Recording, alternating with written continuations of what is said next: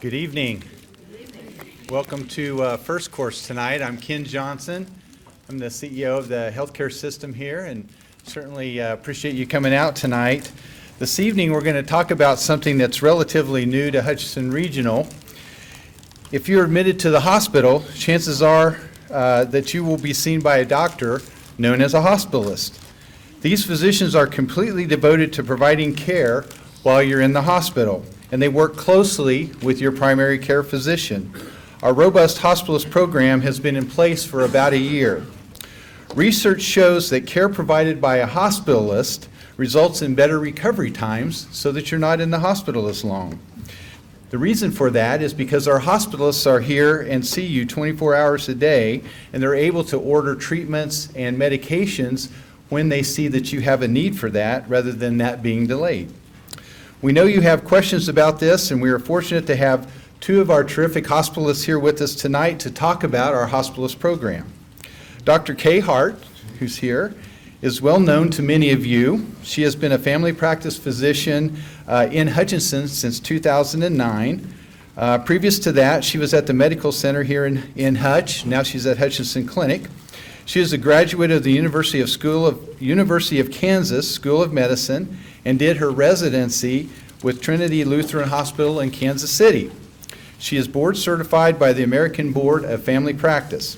And we also have with us tonight Dr. Fred Tanzer, who is also a hospitalist here at Hutchinson Regional Medical Center. He went to medical school at the University of Missouri and did his residency at the University Hospital in Cincinnati. He was a chief hospitalist for St. Mary Corwin Medical Center in Pueblo, Colorado, before coming to Hutchinson, where he now is our chief hospitalist. Please join me in welcoming Dr. Kay Hart and Dr. Fred Tanzer.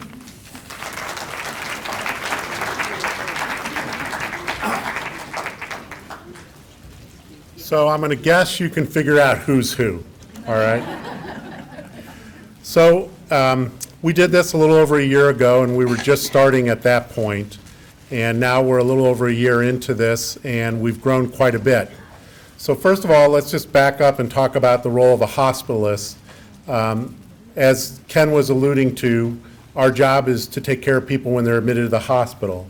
This role has come about because of the ever-changing landscape of healthcare, in that not only is it busier in the hospital, it's also busier in your primary care provider's office.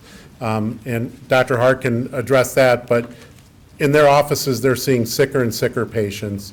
The demand of covering the hospital are greater and greater because we are moving people through. If you've been admitted to our hospital, you know this. We're moving people through quicker and addressing issues in a quicker manner as they come up, as Ken alluded to. The benefits of a hospitalist is quicker response time. We have somebody in the hospital 24/7, and we're there to meet your need, address healthcare issues as they come up, whether it's ordering medication, getting additional tests ordered, or getting additional consultants involved. At this point, we are covering the internal medicine group from Hutch Clinic, the family practice medicine group from Hutch Clinic. We cover Prairie Star, and we cover a lot of other physicians out in the community, as well as a referral source for different physicians and hospitals in western Kansas. Additionally, we consult for orthopedic surgery and other specialists as they need us. So when you come to the hospital and you need to be admitted to a medical service, you'll be admitted to the hospitalist service, where you'll see one of us. Now, we rotate through. We rotate about a week at a time. So we may be there for several days of your admission, and then someone else will take over your care. So there's a lot of transition points there, and we have an amazing relationship with not only the physicians of Hutch Clinic, but all the physicians in the community, so that when you get admitted, they reach out to us, or we reach out to them to make sure we have your right medical information. And then at the time of your discharge, we reach out to them to let them know what transpired during your hospitalization, what changes in your medications were made, and what the plan is for you when you go home. So that's kind of our role. The handoff between us, ourselves, is when it's time for me to go off service, someone else to come on. They get a list of my patients and information about them, as well as a lot of times a phone call to kind of go over each patient so that everybody's up to speed what the plan is. Been part of a program that's growing rapidly here. Hospitalist medicine is all across the country. As a matter of fact, hospitalists are in very high demand at this point in time because of it. And as Ken alluded to, it shortens the length of stay. People have better outcomes when they're under the care of a hospitalist. So that's kind of our role, and really glad to be part of this community. Everybody's been very accepting and gracious and kind to welcome us and understand our role. So really appreciate it. And with that, I'm going to turn it over to Dr. Hart for a couple minutes.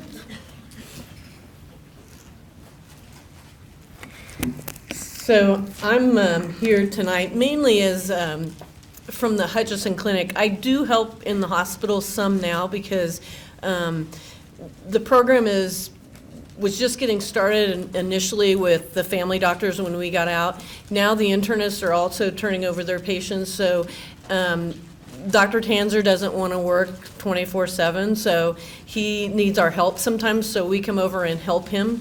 We're very lucky to have Dr. Tanzer and his group. They are specialists in the hospital, and like he was talking about, the reason this is important is medicine is becoming much more of a team sport. Used to be that you would have a doctor that could take care of all your needs, do everything. Occasionally they may need a heart doctor or a GI specialist or someone to kind of help do a procedure. But medicine is becoming very more complex. We have a lot more medications that we need to learn about. There's a lot more procedures that can be done. As Dr. Tanzer alluded to, our population, especially here in Hutchinson, is very complex. We have a lot of very complicated patients that we care for.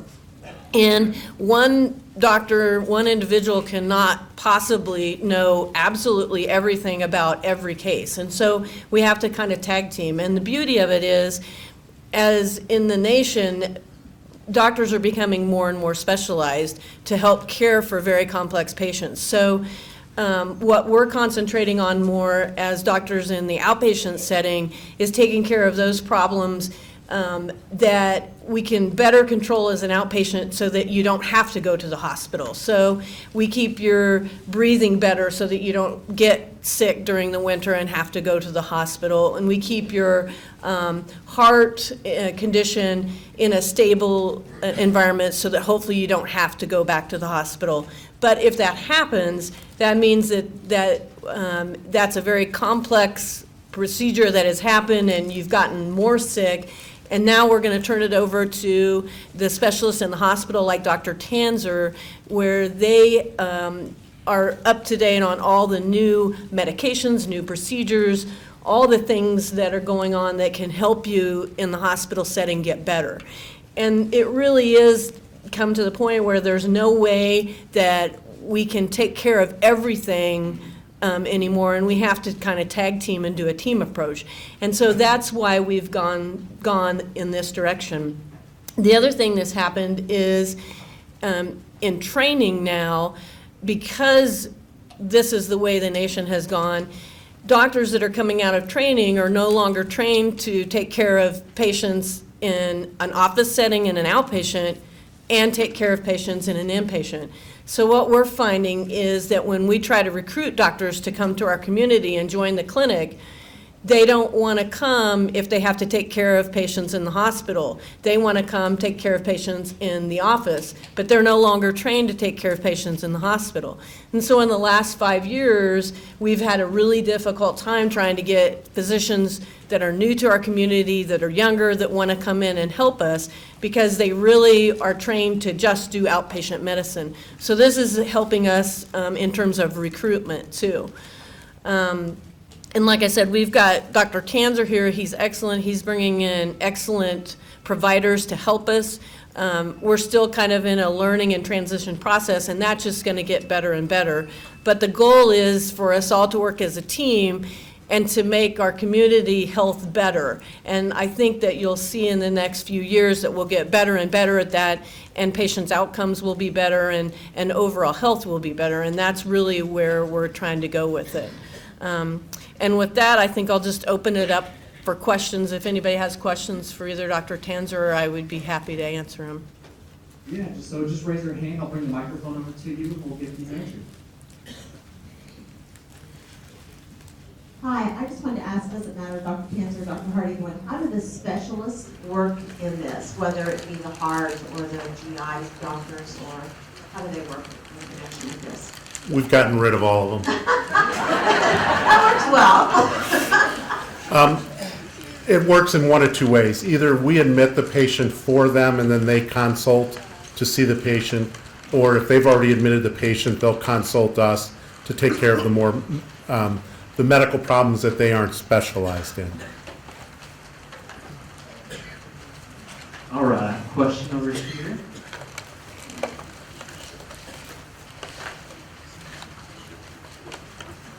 How many doctors do we have on staff at a given time?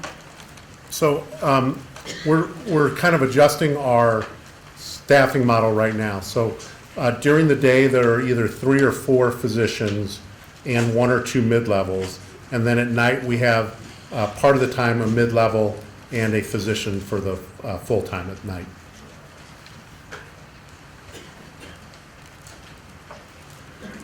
If I get admitted to the hospital on the weekend, are the computer programs, electronic records, you're going to be able to get my record at the touch clinic and be able to read it and get information?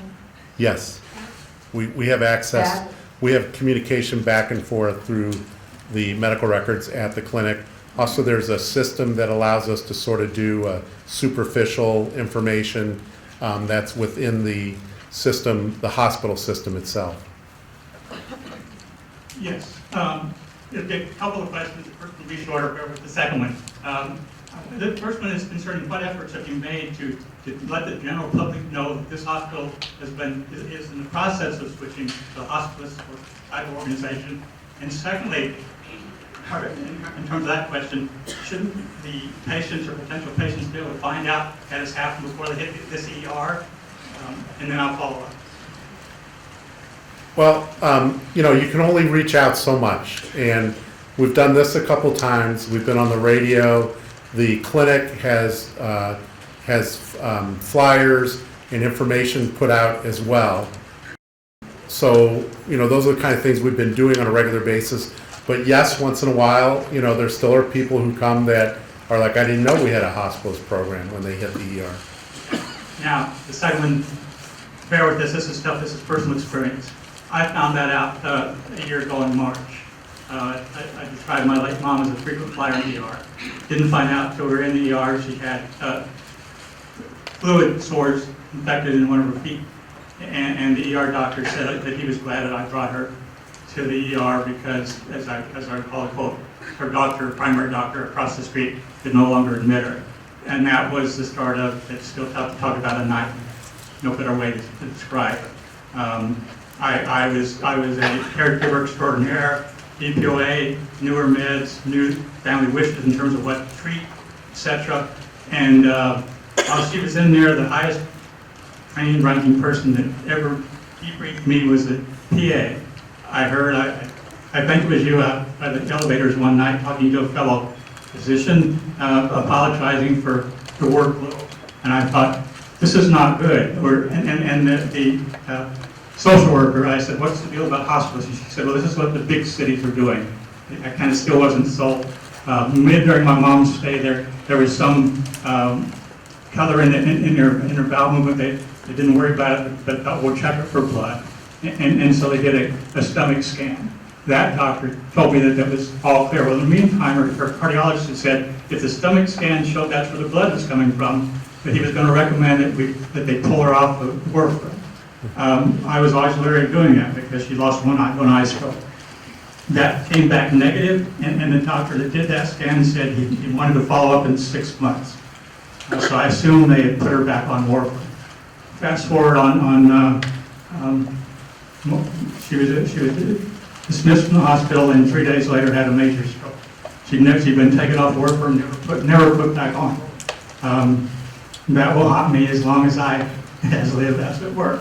Here's the deal. I think I've learned one thing from being a caregiver for both my now deceased parents. The most important thing from my vantage point is that the medical providers, from the aides to the physicians, have a profile of the patient and/or the family's wishes. And it seems to me one of the downsides of the hospitalist system is that there are major communications nightmares. I'm sorry, there's a question in there somewhere. First of all, sorry for all that you had to go through, and I've been on the other side, and even as a healthcare provider, I know how lost and uncomfortable and difficult that is when you know things and other people are looking at you and giving you information that you're not sure if it's right or not, and it can be very overwhelming. And I'm sorry to hear you had to go through all that. The communication issue is an issue, and we do our best to get the information from the primary care physician. We reach out to them when it's appropriate. They get a note from us when their patients are admitted so that they know they're here. And it's a work in progress. It's never going to be 100% perfect, because anytime you involve people in communication, there's always going to be some hiccups along the way. But we try very hard to work those kind of issues out. He's bringing the mic up because I can't hear you from here. No, the rest of the I'm gonna head over here real fast. Her hand has been up for a while and she looks like she's getting tired.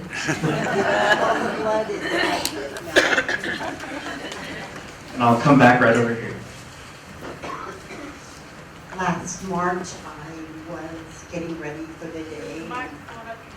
Thought that things just didn't seem right, so I sat down, and about a half hour later, I thought, things are not right. Let's see, do I panic and call 911, or do I call someone close to me, which I did.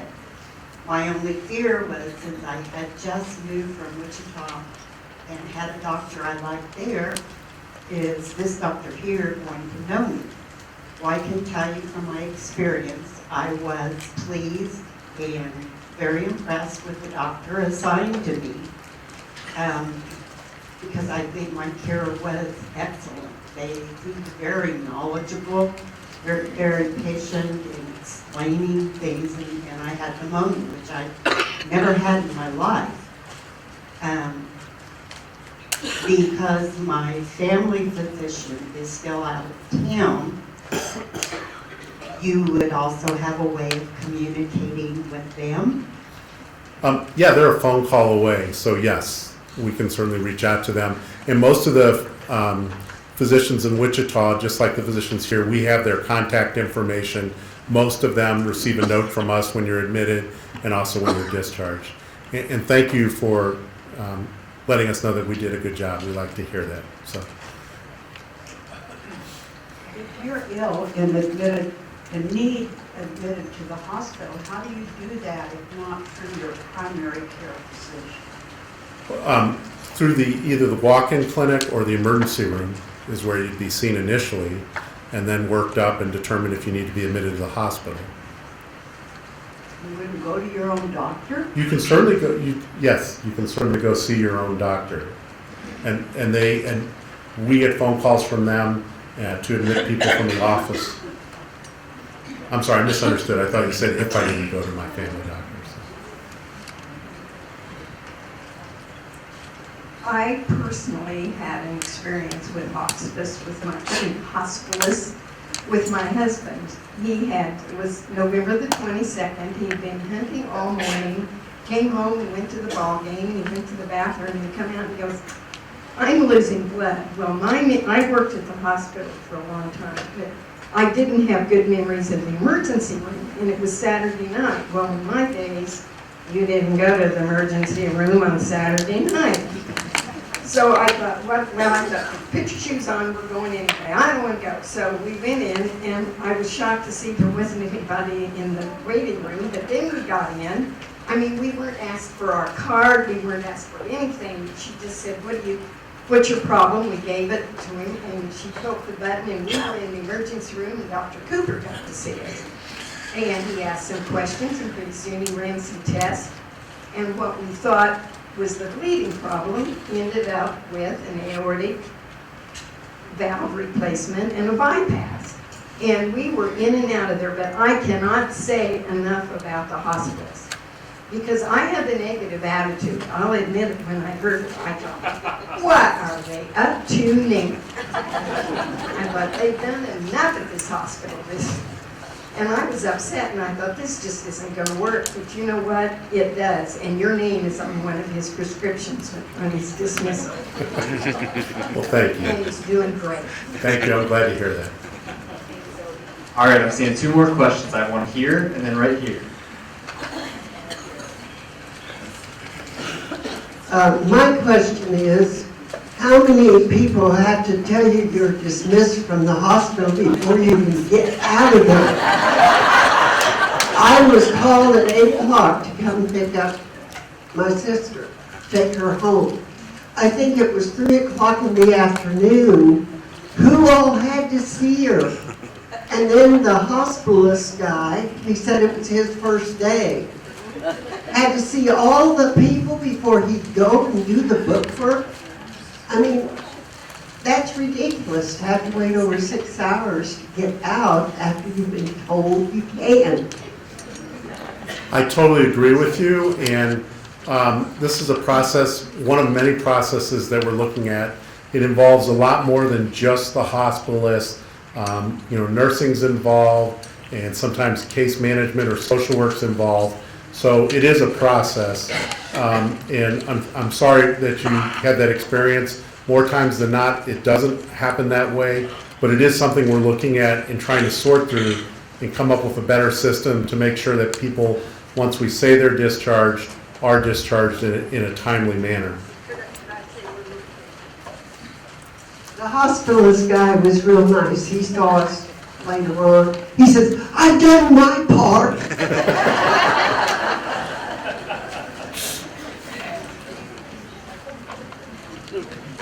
I also had trouble getting dismissed, and then I couldn't get my prescription filled because they did not have the doctor's name on file as a physician that could prescribe medication. Took my son 4 trips to the drugstore to get my medication. Finally, he went with a handwritten script from the physician and finally got it. But I was about 6 hours getting out also. Do we have an option to opt out and have our physicians come?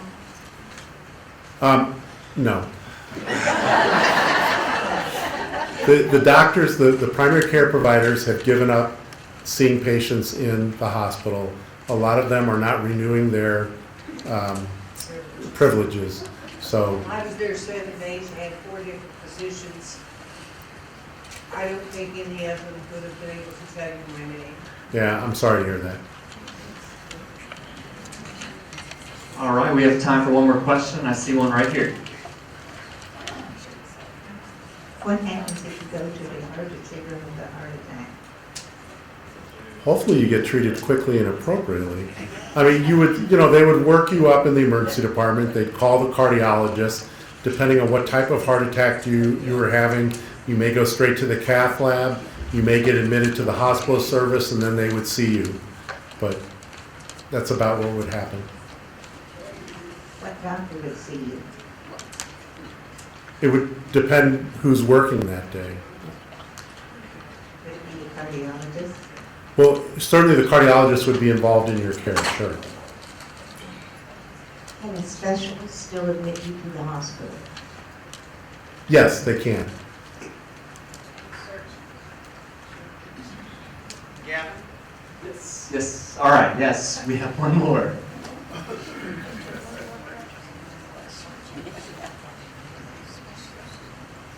Do you know if this program is going to be compatible with our insurance companies that we will be covering? I can't talk to every single insurance company, but in general, as the hospitalist program, we accept all insurance companies.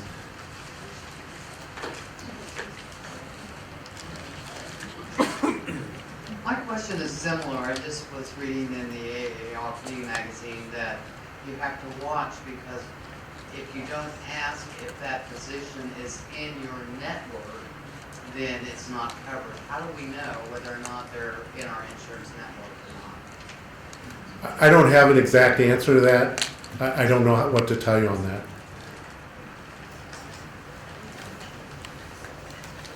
Okay, a couple things on that. Typically, and not always, but typically in a smaller community like this where we just have one hospital, pretty much any physician would network because it would be a lot more expensive for them to try to transfer you to another hospital where you could get the care. So typically it's not a problem here. In Wichita, where there's a lot of different hospitals, that can be a problem because if you don't go to the right one, they can say that you're out of network. The other thing I just wanted to touch on is there are a lot of issues, and a lot of you have brought up a lot of good things, and even some of us that are working, we work at the clinic, we used to work at the hospital, had a lot of reservations when all this went down. And they've been talking this over for 5 and 6 years. The real advantage is an advantage to us as physicians in a lot of ways. One of those ways is previously we would get up very early in the morning, come to the hospital, spend an hour or two here at the hospital seeing patients. We'd leave the hospital, we'd go to our offices where we might have 40 patients scheduled for that day. During trying to see those 40 patients, we would be getting phone calls back and forth from the hospital while we're trying to see patients in the office. That would interrupt our day at the office, and sometimes we'd even have to leave the office, go back to the hospital because somebody was very sick and needed us. There was a delay in care of the patient at the hospital, and then there was a delay in care. By the time we got back to the office, everyone there was mad because they'd been waiting 2 hours to see us, and so it really is a benefit for the patients in the hospital. It's also a benefit for us because now we don't have to share our time trying to answer phone calls back and forth or run back and forth during the day to the hospital. We can focus on the patients that are in the office and that need our help there, and we know that we have physicians in the hospital 24 hours a day taking care of the patients there. The other way it's an advantage is we would take call, and so I would go to the hospital in the morning, work all day in the office, be on call that night, and if I got called into the hospital 2 and 3 times that night, then I would be back in the office the following day. A couple things. One, you're very tired when you're doing that. 2, you're maybe at home for 5 or 10 minutes, you have to leave, you come back. It's very disruptive to your family life too, so you're feeling torn the entire time. Now we have physicians that are actually working in the hospital 24 hours a day. They don't leave the hospital, they're there through the night, so they're not running back and forth, they're not tired. They come in at 7 that night and work till 7 the next morning, and then they go home. So it is a big change, and I know there are a lot of things that are difficult and a lot of growing pains, but in the end, it's very beneficial for the patient and it's very beneficial for the physicians.